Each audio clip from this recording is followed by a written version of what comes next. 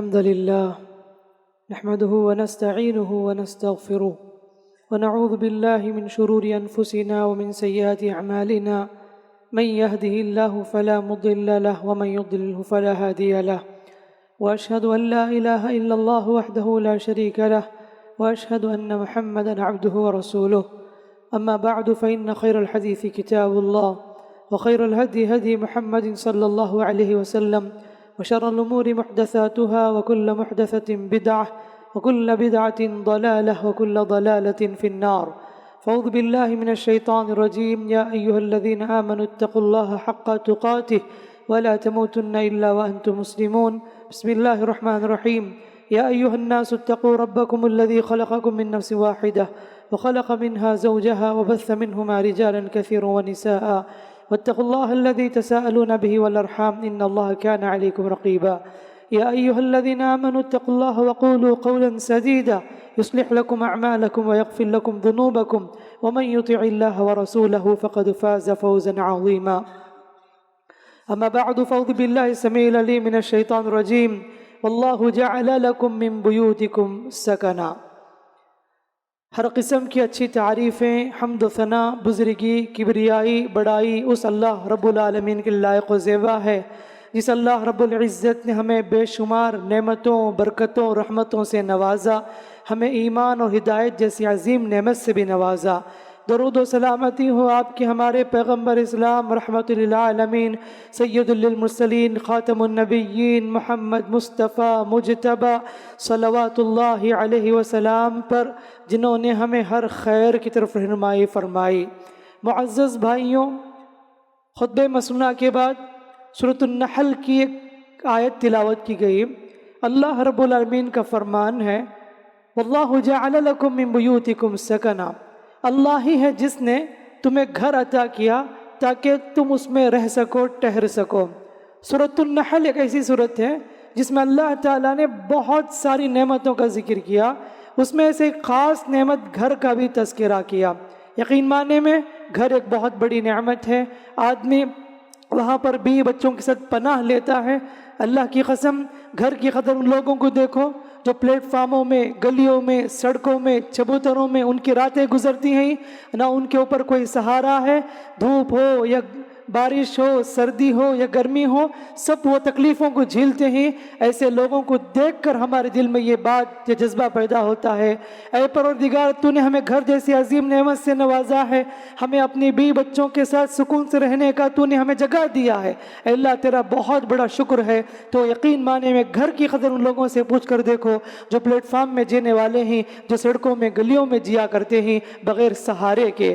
تو اللہ تعالیٰ کی بہت بڑی نعمت ہے گھر. جس شخص کو یہ گھر جیسی عظیم نعمت مل جائے، اللہ کے رسول فرماتے ہیں بڑا خوش نصیب انسان ہے. فرمایا کہ اربع من السعادہ، 4 چیزیں ایسی ہیں جو خوش بختی ہے. اگر کسی کو نصیب ہو جائے 4 چیزیں، وہ بڑا خوش نصیب انسان ہے. فرمایا کہ المسکن الواسع، کشادہ گھر، المرأة الصالحہ، نیک بیوی، الجار الصالح، اچھا پڑوسی، المرکب الہنی، خاص گاڑی.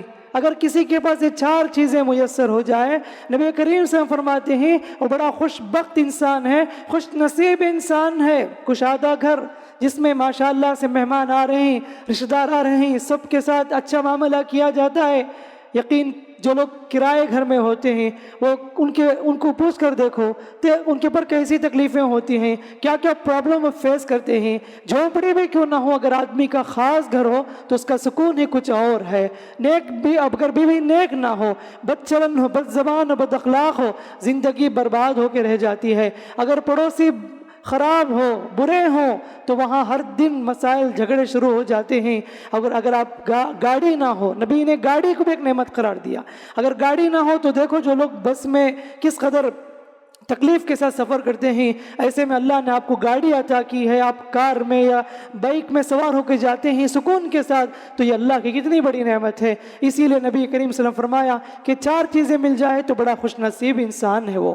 تو بھائیوں، آج کے خطبے میں گھر کے تعلق سے بتانا چاہوں گا گھر کیسے ہونا چاہیے. اس کا یہ مطلب نہیں ہے کہ انجینئر کی باتیں جو میں آپ کے سامنے رکھ سکوں، آرکیٹیکچر کی باتیں آپ کے سامنے رکھ سکوں، وہ ہمارا موضوع نہیں ہے.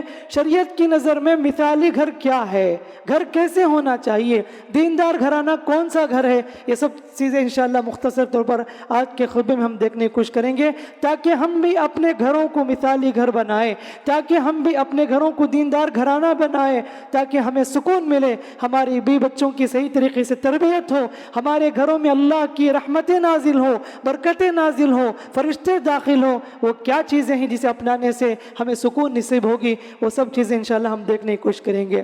سب سے پہلی بات یاد رکھو، گھر خریدنے سے پہلے دیکھو کہ مسجد گھر سے قریب ہے یا نہیں، مسجد کے قریب گھر ہونی چاہیے، یا کم از کم گھر ایسی جگہ پر ہوں جہاں اذان کی آوازیں آتی ہوں، ہمارے بچے ہماری غیر موجودگی میں بھی آسانی کے ساتھ مسجد پہنچ جائیں۔ ایسے ماحول میں اگر گھر ہو تو ماشاءاللہ برکت ہی کچھ اور ہے۔ ہمارے کانوں میں اذان کی آوازیں ٹکرانی چاہیے، محلہ اچھا ہو، وہاں کے رہنے والے اچھے ہوں، گندے قسم کے لوگ، بد زبان قسم کے لوگ، معاشرہ محلہ بہت خراب ہو، ایسے ماحول میں آپ گھر خریدتے ہیں، گھر بناتے ہیں تو بہت غلط کر رہے ہیں آپ، اس لیے کہ اس کے اثرات آپ کے گھر میں بھی آنے والے ہیں، اس کے اثرات آپ کے گھر والے بھی قبول کرنے والے ہیں۔ آپ کے بچے ایسے بچوں سے ملیں گے جو بد اخلاق ہیں، بد زبان ہیں، بد چلن ہیں، وہ اخلاق بد کردار وہ سب آپ کے بچوں میں بھی آئیں گے۔ آپ لاکھ بھی تربیت کر لو، باہر کا ماحول بگاڑ دے گا بچوں کو۔ اسی لیے ضروری ہے کہ گھر بنانے سے پہلے، گھر خریدنے سے پہلے محلہ دیکھ لو، محلہ کہیں برا تو نہیں، اسی طرح مسجد قریب ہونی چاہیے تاکہ اذان کی آوازیں آئیں، ورنہ تو کتنے ایسے لوگ ہیں سٹی میں ہو، فلاں جگہ میں ایسے دور دراز میں گھر خریدتے ہیں لاکھوں کروڑوں روپے ڈال کر، جہاں پر کوئی جنن مسجد بھی نہیں، نماز کی پابندی بھی نہیں، نہ اذان کی آوازیں، سمجھتے ہیں اس میں سکون نہیں۔ میرے بھائی، جب ایسے محلے میں آپ گھر لیتے ہیں تو تبھی سکون ملے گی جہاں مسجد ہو، جہاں کا معاشرہ اچھا ہو۔ اسی طرح میرے بھائیوں، گھر لینے سے پہلے پڑوس کو بھی دیکھ لیا کرو۔ عربی میں کہتے ہیں کہ الدار قبل الجار، کہ پڑوس سے پہلے گھر خریدو، یعنی پڑوس دیکھ لو کہیں اچھا تو نہیں ہے، خراب تو نہیں۔ اگر پڑوس خراب ہو، دائیں بھی دیکھو بائیں بھی دیکھو کہ آپ کا پڑوسی کون بننے والا ہے۔ ایسا بد اخلاق انسان، بد زبان انسان جس سے گلی والوں کو تکلیف ہوتی ہے، ایسوں کے گھر کے بازو آپ اپنا گھر بناتے ہیں تو گویا کہ اپنے آپ میں آپ کھلاڑی مار رہے ہیں، سکون کو کھو رہے ہیں۔ تو پڑوس اچھا ہونا چاہیے۔ ابو حمزہ سکری بہت بڑے عالم گزرے ہیں، بہت عابد زاہد ہیں، کہ ان کا پڑوس گھر بیچنے لگا ڈبل قیمت میں، تو سامنے والے نے کہا تم تو گھر کو ڈبل قیمت میں بیچ رہے ہو، 4000 درہم میں بیچ رہے ہو، حالانکہ گھر 2000 درہم کا ہے۔ انہوں نے کہا کہ دیکھو میرے گھر کی قیمت 2000 ہے، جبکہ میں اپنے پڑوس ابو حمزہ سکری کو آپ کے ساتھ کر رہا ہوں، اس کی 2000 قیمت ہے، چونکہ آپ جس گھر کو خرید رہے ہیں اس گھر کا پڑوسی ابو حمزہ سکری ہے، وہ بڑے نیک انسان، با اخلاق انسان، زاہد عابد، اتنے اچھے، آپ کو تکلیف نہیں ہوگی، اسی لیے اس کی قیمت بڑھ گئی ان کے پڑوس کے اچھے ہونے کی وجہ سے۔ تو لہٰذا میرے بھائیوں، پڑوس کا اچھا ہونا بھی بہت بہت ضروری ہے۔ اسی طرح گھر میں اگر نماز نہ ہو تو وہ مثالی گھر نہیں، سکون کا گھر نہیں ہو سکتا۔ گھر میں نماز بہت ضروری ہے۔ اللہ کے نبی فرماتے صلی اللہ علیہ وسلم، آدمی کی افضل نماز گھر میں ہے سوائے فرض نماز کے۔ فرض نماز کے لیے کمپلسری مسجد میں جماعت میں حاضری دینی پڑے گی، لیکن سنت اور نفل نماز افضل یہ ہے کہ گھر میں ادا کریں۔ اسی لیے فرمایا لا تجعلوا بیوتکم قبورا، اے لوگوں اپنے گھروں کو قبرستان نہ بنایا کرو، یعنی اپنی نفل سنت نمازیں گھر میں پڑھنے کا اہتمام کیا کرو۔ جب گھر کے سرپرست نماز پڑھیں گے، خواتین بھی پڑھتی ہیں نمازیں، گھر کا بڑا بھی اگر سنت نمازیں نفل نمازیں پڑھتا رہے گا تو بچے دیکھ کر نماز سیکھیں گے، بچوں کے اندر بھی نماز کی خواہش پیدا ہوگی، گھر میں نماز کا ماحول پیدا ہوگا۔ یا اور بات ہے، گھر کا بڑا ہی نماز نہیں پڑھتا تو ایسے کہ ہم لوگ کچھ بھی نہیں کر سکتے۔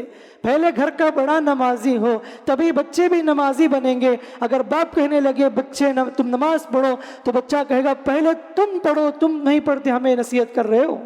تو لہٰذا گھر کا ماحول نماز کا ماحول ہونا چاہیے، ورنہ تو کتنے گھرانے ایسے ہیں جن کی زندگیاں اللہ حفاظت کرنا بے نمازی کی طرح گزارتے ہیں، بیوی بے نمازی، شوہر بے نمازی، بچے بے نمازی، رات 2-3 تک جاگیں گے، فجر بس مس کر کے سوئیں گے، ان کی صبح ہوتی ہے 10 بجے 11 بجے، کسی کو اٹھنے کی فرصت نہیں ہوتی فجر نماز کو، نہ عورتوں کو، نہ بچوں کو، نہ گھر کے بڑوں کو۔ ایسا گھرانہ ہے تو اس سے بڑا بد نصیب گھرانہ کچھ اور نہیں ہو سکتا۔ افسوس کی بات یہ ہے کہ ایسے گھرانے جو بے نمازی ہوں، کہاں سے برکت آئے گی؟ کہاں سے بزنس میں پروفٹس ملیں گے اللہ کی طرف سے؟ کہاں سے جو نا ہماری زندگی میں سکون نصیب ہوگی؟ ہم شکایتیں کرتے رہیں گے پورے سال پورے مہینے، ہماری بزنس لاس ہو گئی، گھر میں پریشانی ہے، عجیب عجیب آوازیں آ رہی ہیں، تکلیفیں ہیں، بولتے رہیں گے۔ ارے بھائی پہلے نمازی تو بنو، اپنے آپ کو نمازی بناؤ، اپنے گھر والوں کو نمازی بناؤ، تو گھر کا ماحول بنتا ہے نمازوں سے۔ تو نماز کی پابندی بہت بہت ضروری ہے۔ اسی طرح میرے بھائیوں، گھر کے ماحول کو شرک اعمال سے پاک رکھیں۔ جس گھر میں تعویذ لٹکائے جائیں، جس گھر میں تغرے لٹکائے جائیں، جس گھر میں لیمو لٹکائے جائے، جس گھر میں مرچی لٹکائے جائیں، کالے پتھر لگائے جائیں، بندش کرائے جائیں، ہرے کپڑے لگائے جائیں، اللہ کی قسم، اللہ کی قسم، اللہ کی قسم، ایسے گھروں میں کبھی فرشتوں کا نزول نہیں ہوگا۔ رحمت کے فرشتے ہرگز بھی داخل نہیں ہو سکتے، اللہ کی مدد آ ہی نہیں سکتی۔ یہ چیز لکھ کر رکھ لو۔ بالکل ایسے گھروں میں شیاطین کا بہت بسیرا ہوتا ہے، جہاں شرکیہ کام ہوتا ہے، شیاطین آسانی سے داخل ہو جاتے ہیں۔ وہ شیاطین اس گھر میں بیٹھ کر ان لوگوں کو گمراہ کرتے ہیں اور بھی شرکیہ کام کرنے کی تعلیم دیتے ہیں۔ گھروں کو ایسے گندگی سے پاک رکھا کرو۔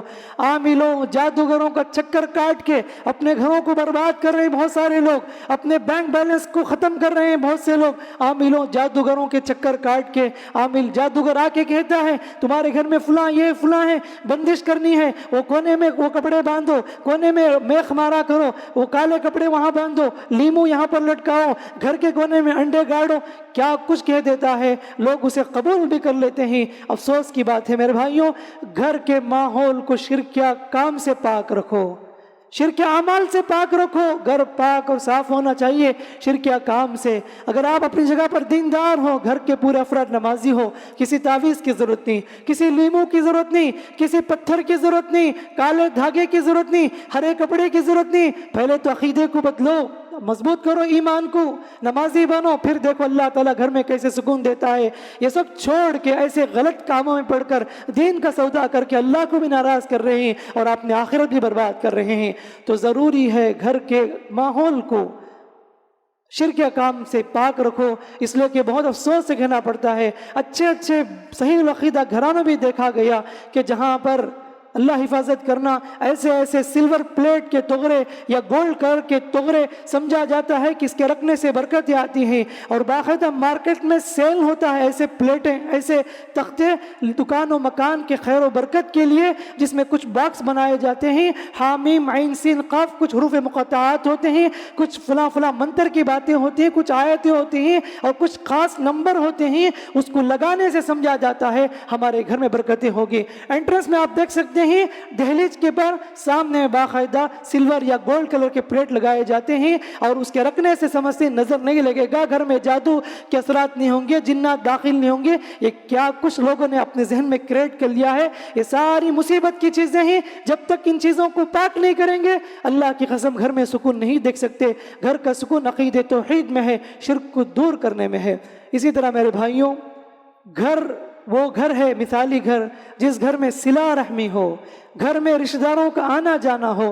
ہم فلاں کے گھر جا رہے ہیں، وہ ہمارے گھر کو آ رہے ہیں، ایسا اگر ماحول ہو، بڑا ہی مبارک گھر آنا ہے جہاں سب کے لیے دروازہ کھلا ہے، سارے بھائیوں کے لیے، بہنوں کے لیے، رشتہ داروں کے لیے، سب کے لیے گھر کھلا ہوا ہے، جہاں پر مہمان نوازی کی جاتی ہے، ایک دوسرے کے ساتھ خوشی سے ان کا استقبال کیا جاتا ہے۔ اور بڑا بد نصیب ہے وہ گھرانہ، کتنے ایسے لوگ ہیں بھول کر بھی فلاں کے گھر میں قدم نہیں رکھتے۔ کیوں؟ اس لیے کہ وہ بڑا بد اخلاق انسان ہے۔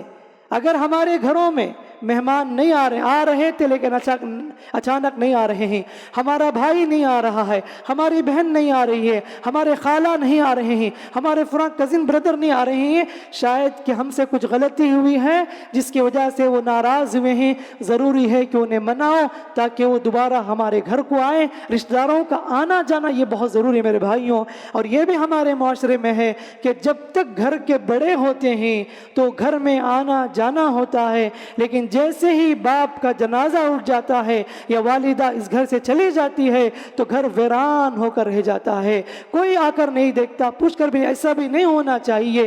تو ضروری ہے کہ گھر کا ماحول ایسا بنائیں کہ ماں باپ کی غیر موجودگی میں بھی گھر کا کوئی بڑا بھائی ہو یا بڑی بہن ہو، ایسا ماحول بنائیں تاکہ سب کے ساتھ اس کے اچھے تعلقات ہوں، سب خوش دلی کے ساتھ آتے جاتے رہیں۔ ایسا ماحول بنانے کی بہت ضرورت ہے۔ تو صلہ رحمی بہت ضروری ہے، رشتوں کو جوڑنا بہت ضروری ہے۔ دیکھو رشتوں کو توڑ لینا بہت آسان ہے، لیکن رشتوں کو جوڑنا بہت مشکل کام ہے۔ میں نے اس سے پہلے بھی کہا، جس طرح کانچ جو ٹوٹ جائے اسے دوبارہ جوڑ نہیں سکتے، اسی طرح رشتہ ٹوٹ جائے اسے دوبارہ جوڑنا اتنا آسان نہیں ہے، بڑا مشکل کام ہے۔ جیسے کانچ کو ہم بہت احتیاط کے ساتھ کسی جگہ پر الماری میں سنبھل کر رکھتے ہیں، ویسے رشتوں کو بہت ہی دیکھ کر سنبھل کر سوچ سمجھ کر نبھانے کی ضرورت ہے، ورنہ تو آج رشتہ داریوں میں کتنی دراڑیں ہیں، کتنے اختلافات ہیں، کتنے فسادات ہیں، بات چیت چھوڑ کر کتنے لوگ جی رہے ہیں۔ اچھی بات نہیں ہے۔ گھروں کو آنے جانے کا یہ ماحول جب زیادہ ہوگا، الحمدللہ یہ برکت ہی کچھ الگ ہی ہے، اور یہاں اتحاد اتفاق کی جہاں ماحول اللہ رب العالمین کی ایک خاص برکتیں انہیں نصیب ہوگی۔ اسی طرح میرے بھائیوں کہ کچھ خرابیاں ہیں،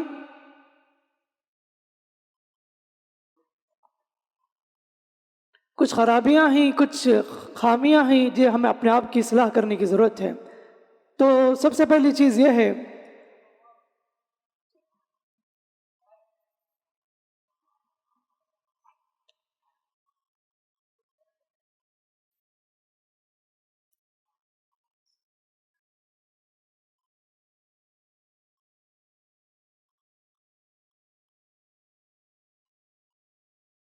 گھر میں سلام کے ماحول کو عام کرنے کی ضرورت ہے۔ ہم میں سے کتنے ایسے لوگ ہیں جو اپنے گھر میں جاتے ہیں تو سلام نہیں کرتے، حالانکہ قرآن کا حکم ہے فَإِذَا دَخَلْتُمْ بُيُوتًا فَسَلِّمُوا عَلَىٰ أَنفُسِكُمْ، جب بھی تم گھر میں داخل ہو تو آگے بڑھ کر سلام کیا کرو۔ جس گھر میں یہ ماحول ہو الحمدللہ اس گھر میں ہر قسم کے جھگڑے سے وہ گھر پاک ہوتا ہے۔ دوسروں کے گھروں میں جاتے ہیں تو ہم سلام کرتے ہیں، دوست احباب کو سلام کرتے ہیں، لیکن جب خود کے گھر میں جاتے ہیں بس ایسے ہی داخل ہو جاتے ہیں۔ اور یہی وجہ ہے کتنے ایسے مسائل ہوتے ہیں کہ گھر آتے ہی جھگڑے شروع ہو جاتے ہیں، گھر آتے ہی مسائل ٹنٹے شروع ہو جاتے ہیں، شاید کہ ہم سلام کو عام نہیں کرتے ہیں۔ سب سے پہلے ضروری ہے اپنے گھر میں داخل ہوتے ہوئے اپنے بی بچوں کو سلامتی کی دعا دیا کرو، پورا سلام کرو، السلام علیکم ورحمۃ اللہ وبرکاتہ، اللہ کی رحمت سلامت تم سب پر نازل ہو۔ یہ دعا دے کر داخل ہوں گے تو ماشاءاللہ اس کی بات ہی کچھ اور ہے۔ جب بھی گھر میں داخل ہو بسم اللہ پڑھ کر داخل ہو۔ جب بندہ بسم اللہ پڑھ کر داخل ہوتا ہے، ایک شیطان دوسرے شیطان سے کہتا ہے اس گھر میں تجھے جانے کی اجازت نہیں، اس لیے کہ اس نے بسم اللہ پڑھ لیا۔ گھر سے نکلتے ہوئے بسم اللہ توکلت علی اللہ لا حول ولا قوت الا باللہ پڑھ کر نکلا کرو۔ جب بھی شیطان کہتا ہے اس نے تو دعا پڑھ لی، اس گھر میں داخل ہونے کی تجھے کچھ بھی اجازت نہیں ہے۔ بہت سے لوگ شکایت کرتے ہیں ہمارے گھرانوں میں عجیب عجیب سائے ہیں، آوازیں آتے ہیں، جنات کا بسیرا ہے۔ اللہ کے نبی سے فرماتے ہیں جس گھر میں سورہ بقرہ کی تلاوت کی جائے اس گھر سے شیاطین بھاگ جاتے ہیں۔ ایک روایت میں ہے 3 دن لگاتار سورہ بقرہ پڑھی جائے تو اللہ کے رسول فرماتے ہیں صلی اللہ علیہ وسلم اس گھر سے ہر قسم کے شر پہنچانے والے شیاطین نکل کر بھاگ جاتے ہیں۔ تو گھروں میں قرآن کی تلاوت کا اہتمام ہونی چاہیے۔ ہمارے گھروں میں جو غلطی ہوتی ہے گانے بجانے کی آوازیں، بہت زیادہ آوازیں۔ پہلے ماحول یہ تھا گھروں کے پاس سے گزرتے تو فجر کے وقت ماشاءاللہ کیا ماحول تھا، قرآن کی تلاوتیں آتی تھی، آوازیں۔ ہماری نانی دادی جو بھی بڑی عمر کی ہوں ماشاءاللہ بڑی پابندی کے ساتھ گھر میں آواز سے فجر کے بعد نماز پڑھتے ہوں گے اور اسی طرح قرآن کی تلاوت کر رہے ہوں گے، اور باقاعدہ ماحول یہ تھا ماشاءاللہ، بچے بھی بڑے بھی ایک وقت ماحول تھا کہ گھر میں قرآن زور زور سے پڑھا کرتے تھے۔ آج ہم گلیوں سے گزرتے ہیں کھڑکیوں سے گانے بجانے کی آوازیں آتے ہیں، کیسا ماحول بدل گیا۔ جب ایسی چیزیں ہیں تو سوچو کہ کہاں سے اللہ کے رحمت نازل ہوگی، کہاں برکت ہوگی، کہاں رحمت کے فرشتے نازل ہوں گے۔ تو ضروری ہے میرے بھائیوں اس طرح کی چیزیں اگر برائیاں ہیں تو ہمیں اسے اپنے آپ کو بدلنے کی ضرورت ہے۔ اسی طرح گھر کی عورت کو چاہیے کہ گھر کی حفاظت کرے۔ گھر کی عورت گھر کی ملکہ ہوا کرتی ہے۔ یوں تو سب پر ذمہ داری بنتی ہے. نبی فرماتے ہیں صلی اللہ علیہ وسلم کلکم راعین، تم میں سے ہر شخص نگران ہے. بروز قیامت اس کے ماتحت کے بارے میں اس سے پوچھا جائے گا. آدمی سے اس کی بیوی بچوں کے بارے میں پوچھا جائے گا. المرأۃ راعیۃ فی اہل بیتہا، نبی فرماتے ہیں صلی اللہ علیہ وسلم عورت سے پوچھا جائے گا اس کے گھر والوں کے بارے میں، اس کے بچوں کے سلسلے میں کہ تو نے بچوں کی کہاں سے تربیت کی، تو نے گھر کو کیسے مینٹیننس کیا. مینٹیننس کا مطلب یہ نہیں کہ ایسے یعنی الماری یہ ہونی چاہیے، کچن روم ایسے ہونے، نہیں، دین کے لحاظ سے، دین کے لحاظ سے عورت کیا کردار ادا کر سکتی ہے.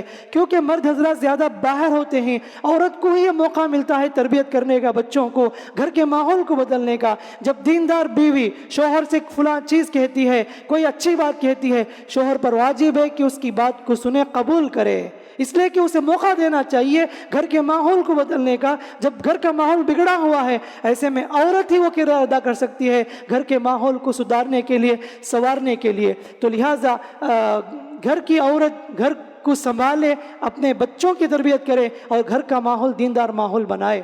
اسی طرح میرے بھائیوں، شوہر کو چاہیے کہ بیوی بچوں کو گھر میں ٹائم دیا کرے. ہمیشہ آفس کے کام، ہمیشہ کمپنی کے کام، صبح نکلتا ہے تو بچے سوئے ہوتے ہیں، جب رات بھی آتا ہے تو بچے سوئے ہوتے ہیں، یا ایسے ہی پورے سال پورے مہینے گزرتے ہیں. شاید مشکل سے ہفتے میں ایک دن ایسے بھی چھٹی ہوتی ہے، وہ بھی دوستوں کے ساتھ پکنک میں، ٹور میں نکل جاتے ہیں، اور نہ بیوی کو ٹائم دینے کے لیے فرصت ہے، نہ بچوں کو ٹائم دینے کے لیے فرصت ہے. تو ضروری یہ ہے کہ مرد کو چاہیے کہ اپنے گھر والوں کو ٹائم دیا کرے، اپنے گھر والوں کو وقت دیا کریں. ورنہ تو آج موبائل بھی بڑا عجیب رول ادا کر رہا ہے. یہ جو محبت بیوی اور شوہر کے درمیان، اولاد کے درمیان جو محبتیں ختم ہوئی، موبائل کی وجہ سے بھی ہے. گھر میں جیسے داخل ہوتے دیکھیں گے آپ، چھوٹے بچے کے ہاتھ میں موبائل، بیٹی کے ہاتھ میں موبائل، بیٹے کے ہاتھ میں موبائل، شوہر کے ہاتھ میں موبائل، بیوی کے ہاتھ میں موبائل. ہر کوئی اپنی اپنی جگہ پر چیٹنگ میں لگا ہوا ہے، واٹس ایپ کے استعمال میں ہے، کوئی فیس بک کے استعمال میں، کوئی انسٹاگرام کے استعمال میں ہے. یہی حالت ہے، کوئی پوچھ کر بھی نہیں دیکھتا کیا حالت ہے، کیسے گزری آج کا دن، کیسا رہا تمہارا اسکول کا دن. یہ سب کہاں، بہت ریئر ایسے گھرانے ہوں گے جہاں اپنے بچوں کے بارے میں فکر کرتے ہوں گے. ضروری ہے کہ شوہر بیٹھ کر گفتگو کرے، بیوی کو وقت دے، بچوں کو ٹائم دے.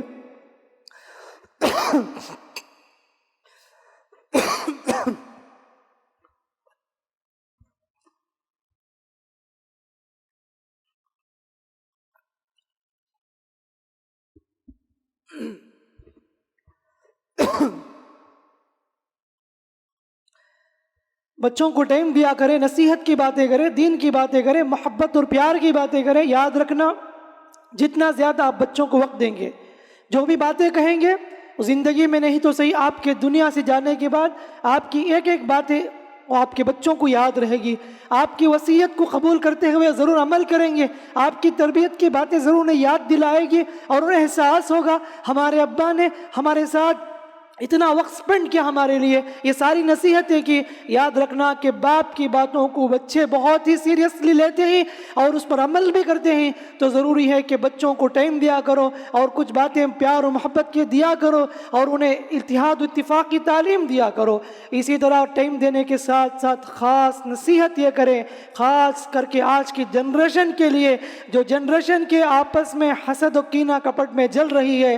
گھر کے بڑے کی ذمہ داری بنتی ہے اپنے بچوں کو خاص وصیت یہ تاکید کرو. میں تو کہتا ہوں ریٹرن لکھ کر سائن لے لو کہ ہمارے جانے کے بعد آپ اس گھر میں فساد نہیں مچائیں گے، ہمارے جانے کے بعد گھر کے ماحول کو نہیں بگاڑیں گے، اختلافات نہیں کریں گے، اپنے بھائیوں سے جھگڑا نہیں کریں گے، اپنے بہنوں سے جھگڑا نہیں کریں گے. ورنہ تو باپ کا جنازہ بھی اٹھتا نہیں، ادھر گھر میں مسائل شروع ہو جاتے ہیں، بھائی بہنوں کے درمیان، بہن بہن کے درمیان کس قدر لڑائی جھگڑے ہوتے ہیں، افسوس سے کہنا پڑتا ہے. تو گھر کے بڑوں کی ذمہ داری بنتی ہے کہ مال کی وصیت کرتے ہی یا نہیں، لیکن خاص وصیت یہ کرو کہ تم سب مل کر رہنا، مل جل کر رہنا. یہ میری خاص وصیت ہے، خاص نصیحت ہے، یہ ہونی چاہیے. ورنہ یہ نہیں ہوگا، اگر خاص توجہ نہیں دیں گے تو آپ کے جانے کے بعد آپ کا گھر ٹکڑا ٹکڑا ہو جائے گا، گھر کا ماحول خراب ہو جائے گا، رشتہ داریاں میں ٹکڑوں میں بدل جائے گی، محبت ختم ہو جائے گی، بھائی بھائی کے چہرے کو دیکھنے کے لیے اس کے دل میں جگہ نہیں ہے،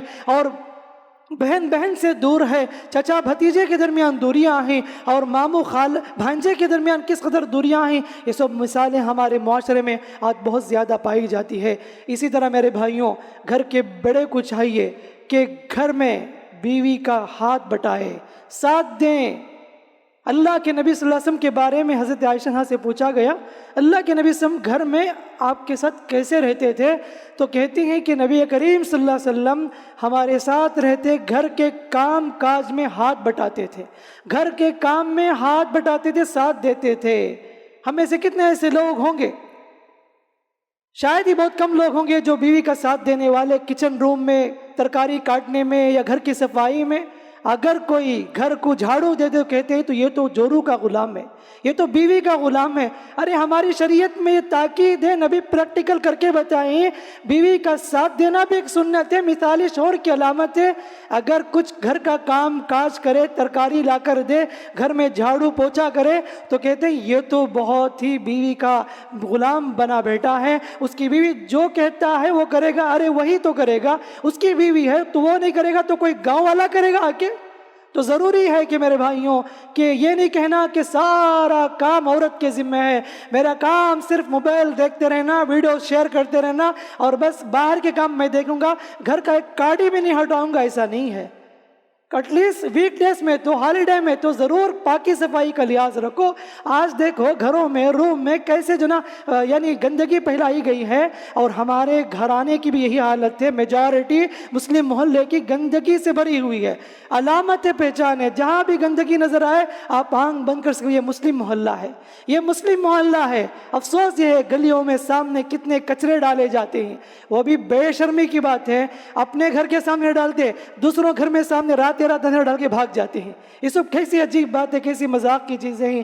گھر کے ماحول کو خراب کرنے میں، معاشرے کو ماحول خراب کرنے میں آج بہت زیادہ لوگ آگے رہتے ہیں۔ جہاں شریعت نے ہمیں تاکید کی اپنے روحانی لحاظ سے پاکی صفائی دیندار بنائے، اسی طرح ظاہری لحاظ سے بھی گھر کے ماحول کو پاک صاف رکھیں۔ الطہور شطر الایمان، کتنی مرتبہ سنتے ہیں ہم لوگ، لیکن پھر بھی آج ہمارے معاشرے کی، گلیوں کی، گھر کی کیا حالت ہے، ہمارے گھر کے ٹوائلٹ کی کیا حالت ہے، ہمارے مساجد میں جتنے ہیں، میں اس سے پہلے کہہ چکا، ٹوائلٹ کی کیا حالت ہے، ذرا بھی شرم نہیں، احساس بھی نہیں ہے۔ ہمارے جانے کے بعد کوئی اور تو آئے گا وہاں پر، وہ گھن محسوس کرے گا، کیا ہی بہتر ہوتا فلیش کر دیتے، پانی ڈال دیتے، تو لیکن کچھ بھی فرصت نہیں ہوتی، بس ایسے اٹھ کے بے شرمی کے ساتھ آتے ہیں۔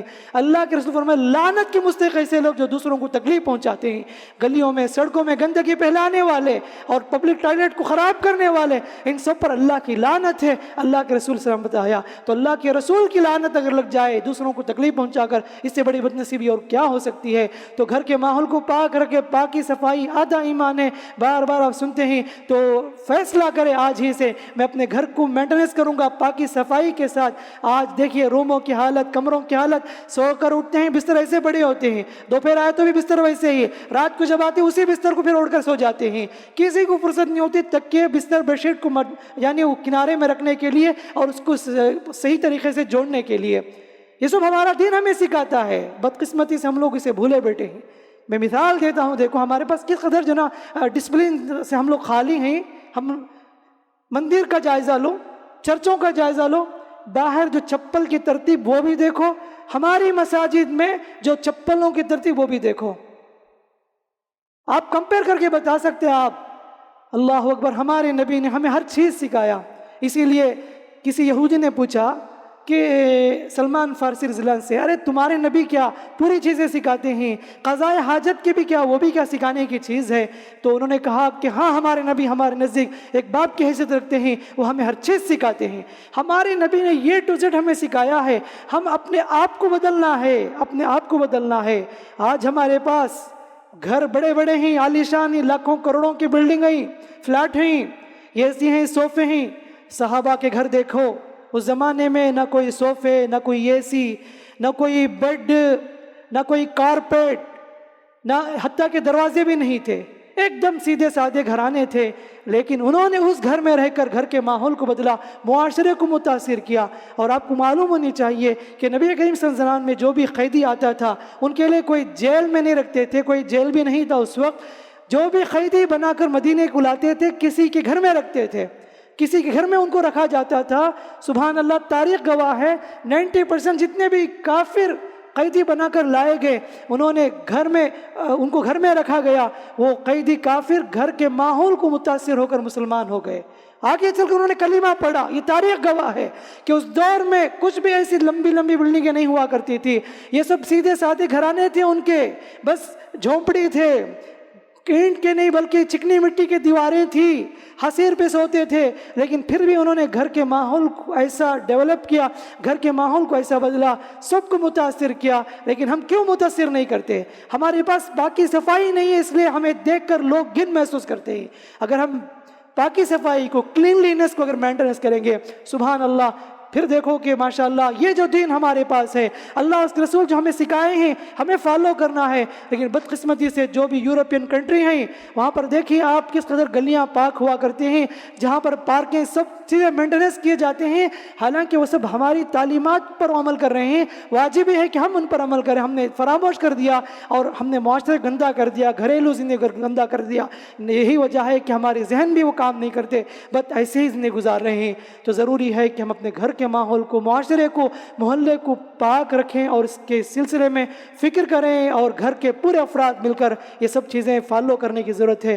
دعا ہے رب العالمین سے، اللہ رب العالمین ہمارے گھرانوں کو مثالی گھرانہ بنائے، اور جو بھی شر ہیں، برائیاں ہیں، اللہ ان سب کو ہمارے گھرانوں سے دور فرمائے، اور اللہ رب العالمین ہر قسم کی آفات سے، مصیبت سے، بلاؤں سے، تکلیف سے اللہ ہمارے گھروں کی، گھر والوں کی حفاظت فرمائے۔ اللہ رب العالمین رحمتیں، برکتیں نازل فرمائے۔ جہاں بھی گھروں میں پریشانیاں ہیں، تکلیفیں، اللہ تعالیٰ ان سب کی تکلیفوں کو، پریشانیوں کو دور فرمائے۔ اللہ سب کو کہی باتوں پر، سنی باتوں پر عمل کی توفیق عطا فرمائے۔ آمین۔ بارک اللہ لنا ولکم فی القرآن الحکیم، ونفعنا وإياكم بالآیات والذکر الحکیم، انہ تعالی جواد کریم، ملک برفعیم بر حلیم۔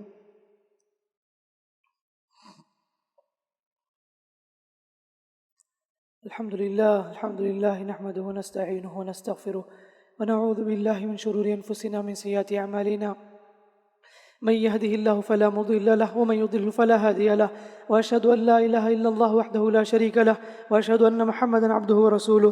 أما بعد، فأعوذ بالله من الشيطان الرجيم. إن الله وملائكته يصلون على النبي يا أيها الذين آمنوا صلوا عليه وسلموا تسليما. اللهم صل على محمد وعلى آل محمد كما صليت على إبراهيم وعلى آل إبراهيم إنك حميد مجيد. اللهم بارك على محمد وعلى آل محمد كما باركت على إبراهيم وعلى آل إبراهيم إنك حميد مجيد. ربنا آتنا في الدنيا حسنة وفي الآخرة حسنة وقنا عذاب النار. ربنا آتنا من لدنك رحمة وهيئ لنا من أمرنا رشدا. اللهم إنا نسألك الهدى والتقى والعفاف والغنى. لا إله إلا أنت سبحانك إنا كنا من الظالمين. برحمتك يا رب العالمين يا أرحم الراحمين. ربنا هب لنا من أزواجنا وذرياتنا قرة أعين واجعلنا للمتقين إماما. ربنا اغفر لي ولوالدي وللمؤمنين يوم يقوم الحساب. رب ارحمهما كما ربياني صغيرا. رب اغفر لي ولوالدي ولمن دخل بيتي مؤمنا وللمؤمنين المؤمنات يا رب العالمين يا أرحم الراحمين. لا إله إلا الله، لا إله إلا الله العظيم الحليم. لا إله إلا الله رب العرش العظيم. لا إله إلا الله رب السماوات ورب الأرض ورب العرش الكريم. لا حول ولا قوة إلا بالله. حسبنا الله ونعم الوكيل. يا حي يا قيوم برحمتك نستغيث. أصلح لنا شأننا كله ولا تكلنا إلى أنفسنا طرفة عين. اللهم ألف بين قلوبنا وأصلح ذات بيننا واهدنا سبل السلام ونجنا من الظلمات إلى النور وجنبنا الفواحش والفتن ما ظهر منها وما بطن. اللهم إنا نعوذ بك من عذاب القبر ومن عذاب جهنم ومن فتنة المحيا والممات. اللهم إنا نعوذ بك من المأثم والمغرم. اللهم اكفنا بحلالك عن حرامك وأغننا بفضلك عمن سواك برحمتك يا رب العالمين. ربنا تقبل منا إنك أنت السميع العليم وتب علينا إنك أنت التواب الرحيم. سبحان ربك رب العزة عما يصفون وسلام على المرسلين والحمد لله رب العالمين.